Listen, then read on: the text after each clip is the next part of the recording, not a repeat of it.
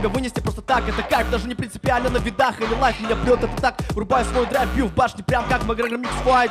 Рэп, а с ней батл-культура в России переживает сейчас второе рождение. Казалось бы, визуально все те же темные помещения и кепки с капюшонами, но обманываться не стоит. За главными батлами страны следят десятки миллионов человек. Все потому, что атмосфера здесь сродни уличной драке, только вместо кулаков и ног хлесткие выпады, остроумные панчи и сложный для непосвященного сленг. Сын Каркероса, до стиля не дорос, ты такой стандартный, все делаешь по ГОСТу у черного входа, собрались все гости, чтоб танцевать, нам не нужны твои кости, ты все байтишь у русского рэпа, я сбатю этот бит, ну мне не поверит это дис, челлендж соберет мне на гелик это дис, челлендж подарит тебе велик. BPM от обычного рэп-баттла отличается тем, что вся читка происходит под бит, ритм у соперников один и сразу видно, когда кто-то из него выпадает. На участие в коме BPM заявилось больше 150 человек, в конкурс после онлайн-кастинга прошли 8 бойцов из Сыктывкара, Ухты, Воркуты, Печоры, Карткероса и Микуня, из которых в финале схлестнулись Штрих из Карткероса и воркутинец Виндиго, которому судьи и присудили победу и денежный приз.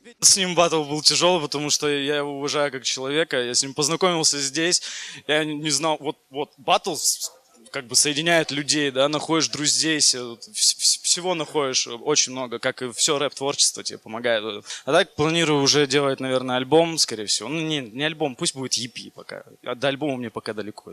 Следующий баттл зрители смогут увидеть уже этой осенью. Организаторы обещают больше участников, лучше подготовку и еще больше агрессивной рэп-музыки. К слову, на День города рэп-бойцы выступят на городской площадке с дружеским комплементарным рэп-баттлом, чтобы познакомить с жанром еще больше людей.